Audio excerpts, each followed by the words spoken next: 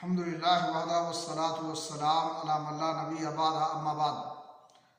اسلامی بھائیوں، نماز پڑھتے وقت پہلی صفوں کو مکمل کرنا چاہیے، پھر بعد والی کو۔ پہلی صف میں جگہ ہوتے ہوئے دوسری صف لگانا، اس طرح سے دوسری میں جگہ ہوتے ہوئے تیسری لگانا، یہ صحیح و درست نہیں ہے۔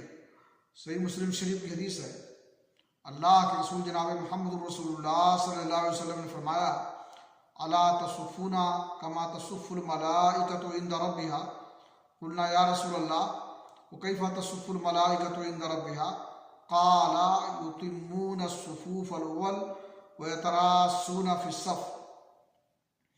آپ نے فرمایا کہ ایسے ہی تم نماز میں صفیں باندھو جس طرح سے فرشتے اپنے رب کے پاس صفیں باندھتے ہیں۔ ہم لوگوں نے کہا کہ اللہ کے رسول، فرشتے اپنے رب کے پاس کس طرح سے صفیں باندھتے ہیں؟ تو آپ نے فرمایا کہ وہ پہلی صف کو مکمل کرتے ہیں اور اس کے بعد وہ چونا گچ دیوار کے مانند مل کر کھڑے ہوتے ہیں، یعنی بیچ میں شگاف اور دراڑ نہیں ہوتا ہے۔ اللہ رب العالمین سے دعا ہے کہ اللہ تعالیٰ ہمیں پہلی صف میں حاضری دینے کی توفیق عطا فرمائے اور ہم صف میں مل کر کے کھڑے ہوں۔ وآخر دعوانا الحمدللہ رب العالمین۔